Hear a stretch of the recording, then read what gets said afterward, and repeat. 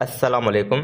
तो आज हम मॉक टेस्ट 2 करेंगे केमिस्ट्री सिलेबस में से। तो स्टार्ट करते हैं। क्वेश्चन नंबर 1 है, maximum number of electron in a shell is calculated by. Shell में maximum number of electrons calculate करने का फार्मूला कौन सा होता है? तो आपके पास इसका ऑप्शन होगा सी, फार्मूला 2n²। क्लियर है? क्वेश्चन नंबर 2 है, if an atom loses electron it becomes. जब एटम इलेक्ट्रॉन लूज करता है तो क्या बन जाता है?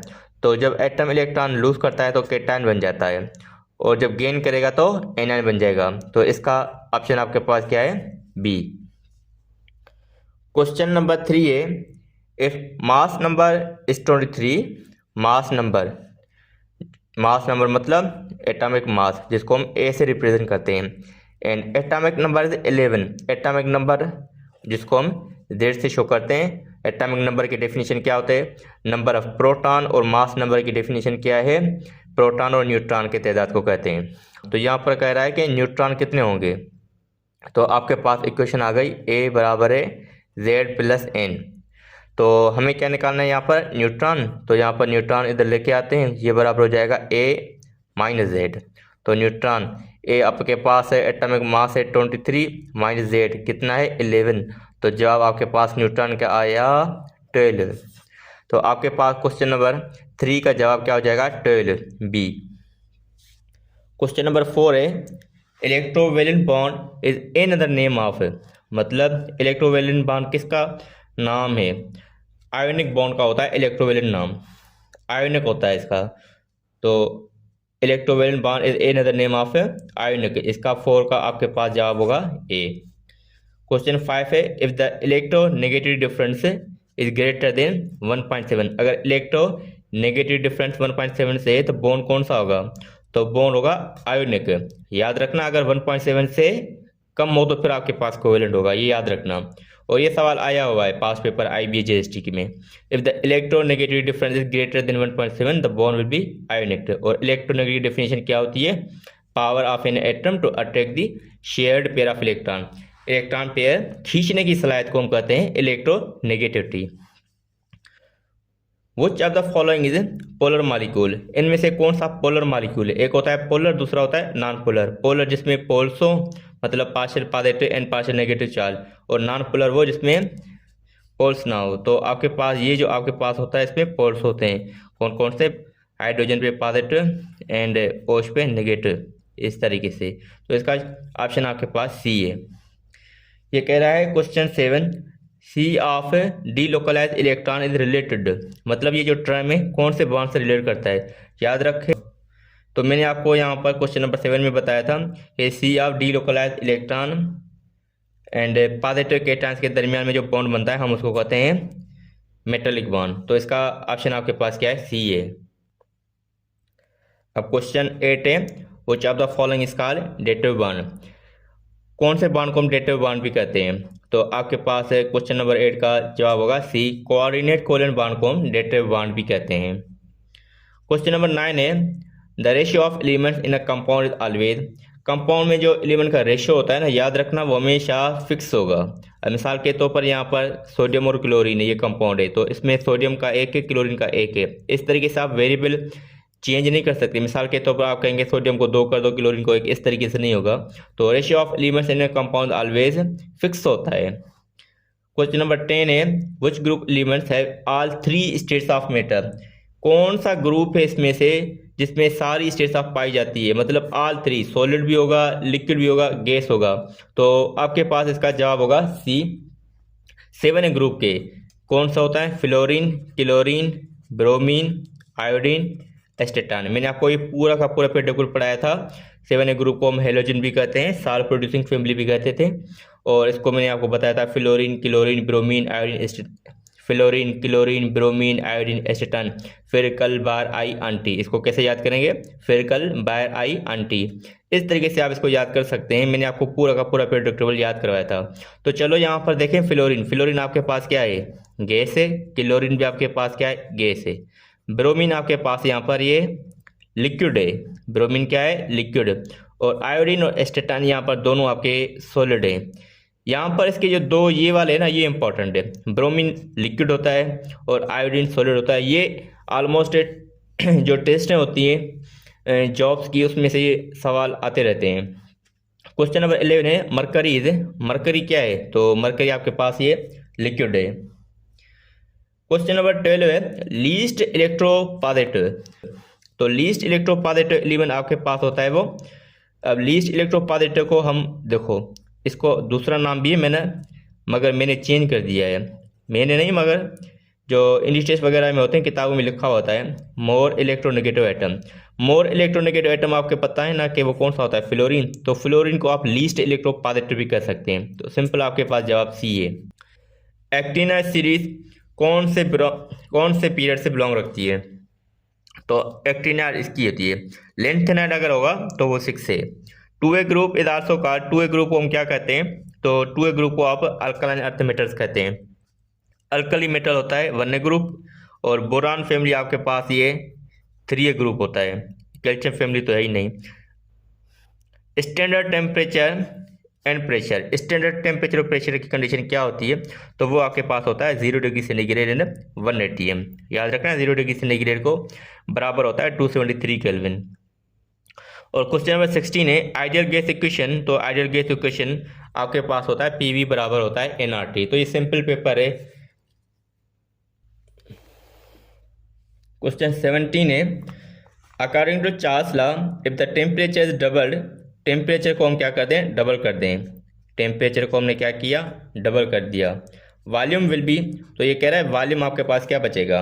अब चार्ल्स लॉ की स्टेटमेंट क्या होती है? Volume is directly proportional to temperature. जितना आप वॉल्यूम बढ़ाएंगे टेम्परेचर भी उतना ही बढ़ाते हैं। तो अगर आपने यहाँ पर टेम्परेचर डबल किया तो वॉल्यूम भी डबल कर दो। अगर आपने टेम्परेचर डबल किया तो वॉल्यूम भी क्या कर दो? डबल कर दो। तो सिंपली वॉल्यूम डबल हो जाता है। तो यहाँ पर ऑप्शन इसका ए है, डबल हो जाएगा। अब क्वेश्चन नंबर 18 है a gas occupies 4 litre. 4 litre मतलब इसका जो वॉल्यूम है वो आपके पास है 4 litre at 2 atm pressure. If a pressure increase to 8 atm, ये बॉयस लॉ का होता है। तो V1 आपके पास 4 लीटर है। यहाँ पर आपके पास जो प्रेशर है वो प्रेशर आपके पास है 2 atm। प्रेशर क्या है यहाँ पर? 2 atm। अब प्रेशर इंक्रीज टू 8 atm मतलब प्रेशर आप क्या कर दो? 8 atm कर दो। अब ये आपके पास है P2, प्रेशर आपका P2 है 8 atm। तो यहाँ पर कह रहा है कि वॉल्यूम क्या होगा? तो मतलब V1 4 लीटर है तो V2 पूछ रहा है। अब इक्वेशन आपके पास क्या है? P1 V1 बराबर है P2 V2। ये V2 पूछ रहा है, वॉल्यूम क्या होगा? तो V2 बराबर है P1 V1 अपान में P2। P1 आपके पास क्या है? 2 एंड V1 आपके पास क्या है? 4 लीटर 2 × 4। P2 आपके पास क्या है? 8 atm। तो ऊपर वाला भी 8 नीचे वाला भी 8 कैंसिल हो गया। तो जवाब आपके पास क्या आ गया? 1। तो वॉल्यूम आपके पास है 1 लीटर। तो क्वेश्चन नंबर 18 का सी होगा। Diamond is an example of, diamond किसकी एग्जाम्पल लें? तो आपके पास डायमंड है वो कोवेलेंट सॉलिड की है।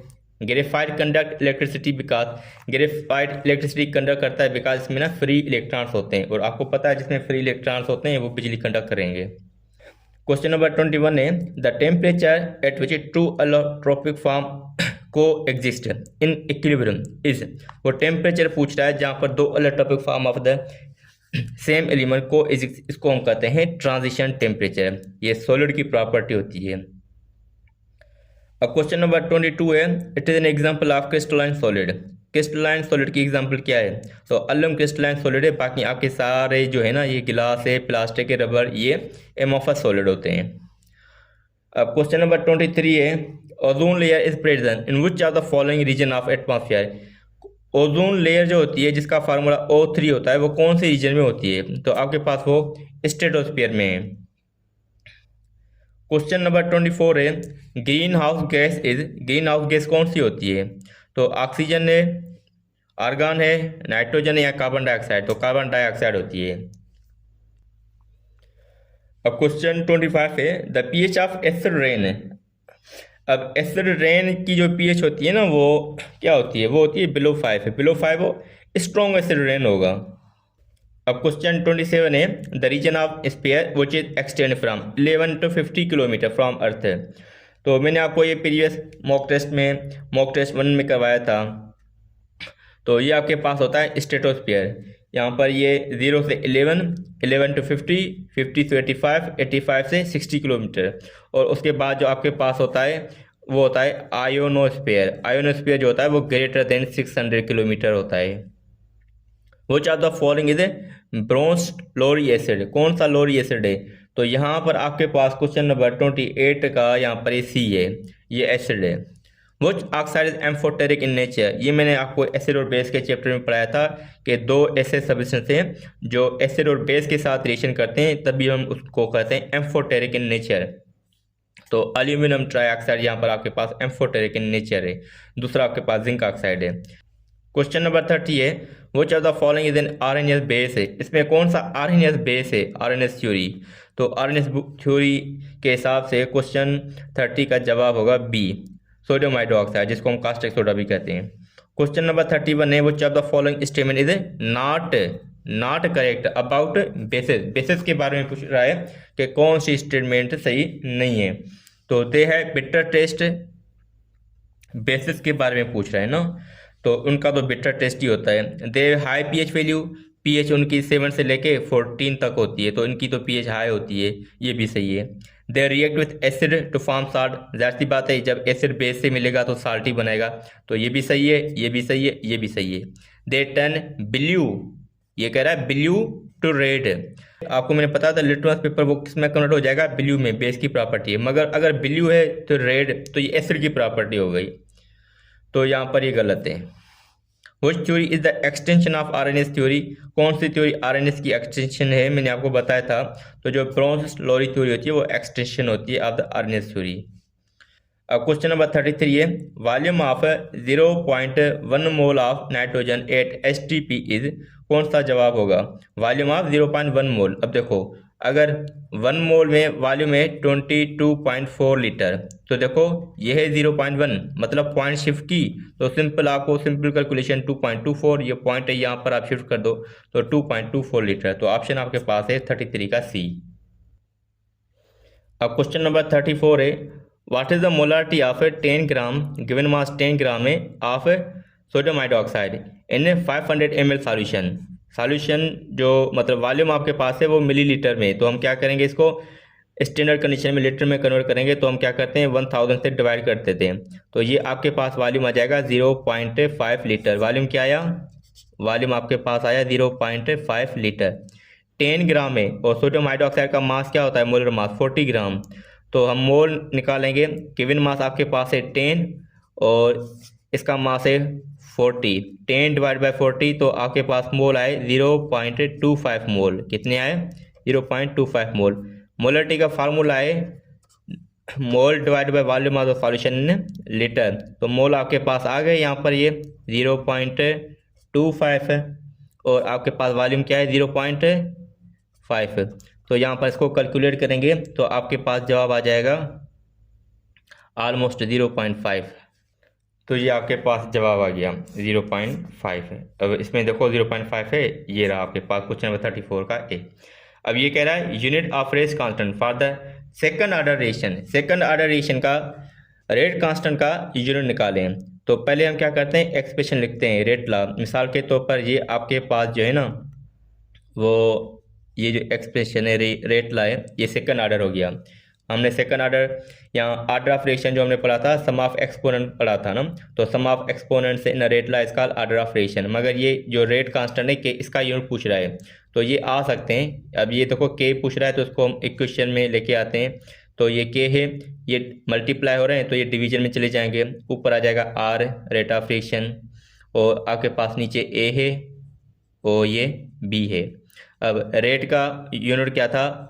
मोलरिटी अपॉन में सेकंड। ये कंसंट्रेशन है तो कंसंट्रेशन का यूनिट भी सिंपल क्या होता है? मोलरिटी।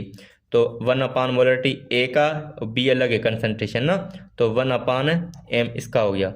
मोलरिटी से कैंसिल, आपके पास जवाब आया 1 अपान सेकंड 1 अपान मोलरिटी। अगर आप इसको इन्वर्स लेके जाएंगे तो आपका हो जाएगा मोलरिटी इन्वर्स सेकंड इन्वर्स।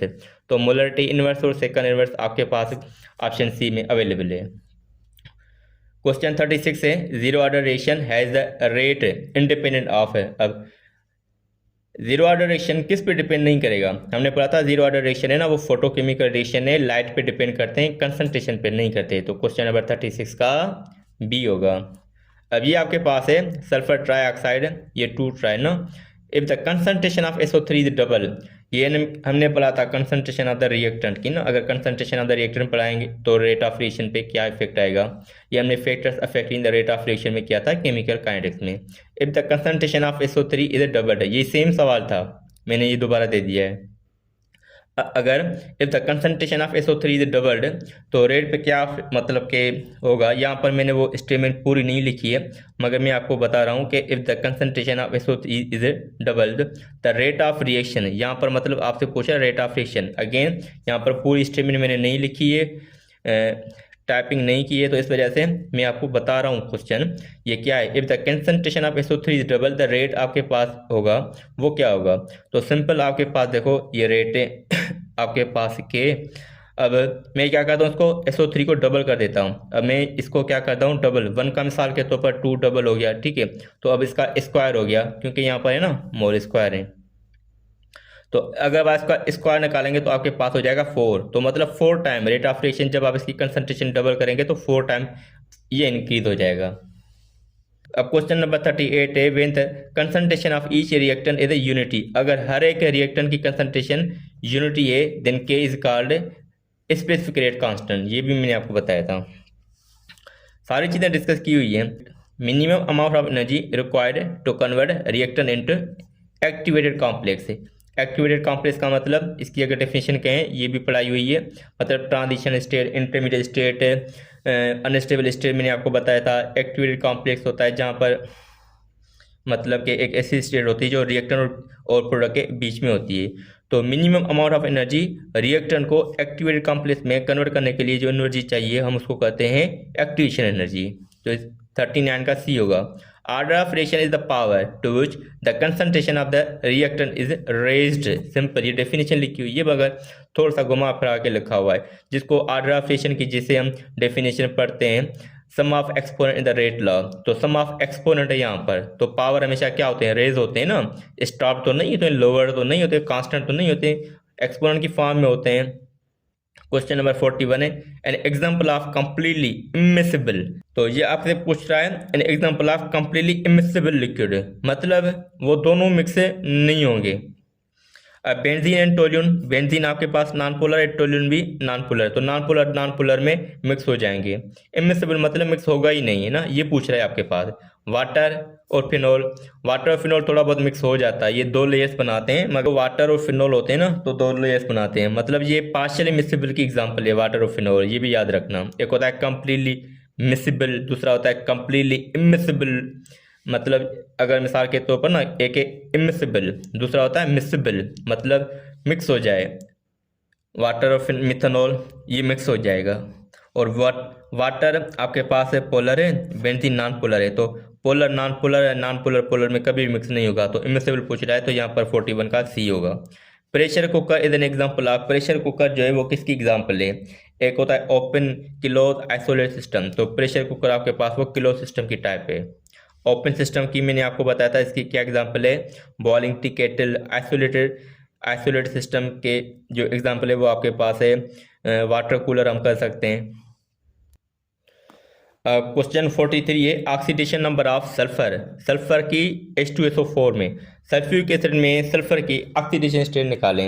अब ऑक्सीडेशन स्टेट क्या होती है, मतलब किसी भी एटम आयन की मॉलिक्यूल में जो फॉर्मल या अपीयरेंट चार्ज होती है हम उसको कहते हैं ऑक्सीडेशन नंबर या ऑक्सीडेशन स्टेट। ऑक्सीडेशन नंबर का दूसरा नाम है ऑक्सीडेशन स्टेट भी कहते हैं।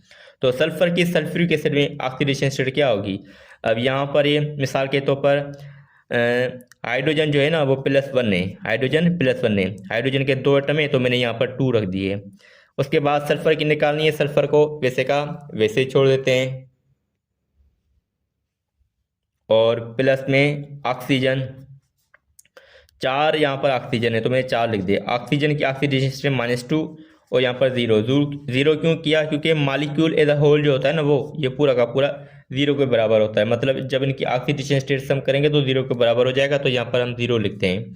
तो 2 को 1 से यहाँ पर ये 2, ये सल्फर 2 को 4 से मल्टीप्लाई किया तो ये माइनस का 8 बराबर 0, तो सल्फर -8 + 2 यहाँ पर -6 बराबर हो गया 0। सल्फर को, ये सल्फर है, -6 उधर जाएंगे तो प्लस के 6 आ जाएंगे, तो आपके पास सल्फर +6 आया, जवाब आपके पास है 43 का डी। अब ये क्वेश्चन नंबर 44 है कि ये जो रिएक्शन है उसमें ऑक्सीडेशन हो रही है, रिडक्शन हो रही है, रिडॉक्स रिएक्शन है। रिडॉक्स रिएक्शन मतलब ऑक्सीडेशन और रिडक्शन दोनों होंगी या कोई भी नहीं। तो ये जो एग्जांपल है वो देखते हैं, यहाँ पर जिंक अगर फ्री स्टेट में है तो मतलब उसकी ऑक्सीडेशन 0, और हाइड्रोजन भी ऑक्सीडेशन स्टेट 0। हाइड्रोजन पे पॉजिटिव, क्लोरीन पे नेगेटिव, जिंक पे पॉजिटिव +2, क्लोरीन पे -1। तो देखो जिंक 0 से +2 आया, जब 0 से +2 आया तो मतलब उसने ऑक्सीडेशन की। हाइड्रोजन +1 से 0 आया, +1 से 0 मतलब ऑक्सीडेशन नंबर कम हुआ, जब ऑक्सीडेशन नंबर कम होगा हम उसको कहेंगे रिडक्शन की इसने। तो यहाँ पर ये रिडॉक्स रिएक्शन की एग्जाम्पल है। अब क्वेश्चन नंबर 45 है, the conduction of electricity through an electrolysis solution is due to. जो इलेक्ट्रिसिटी कंडक्ट होती है वो किस वजह से होती है? ड्यू टू इलेक्ट्रॉन्स की वजह से होते हैं, फ्री आयंस की वजह से होती है, तो इलेक्ट्रॉन्स होते हैं। क्वेश्चन नंबर 46 है, during electrolysis the reaction takes place at anode. Anode पे इलेक्ट्रोलाइसिस के दौरान क्या होता है? याद रखना एनोड पे हमेशा ऑक्सीडेशन होती है, तो रिडक्शन पे क्या होती है? रिडक्शन हमेशा कैथोड पे होती है, रिडक्शन हमेशा कैथोड पे होती है। ऑर्डर ऑफ रिएक्शन, इसका ऑर्डर ऑफ रिएक्शन क्या होगा?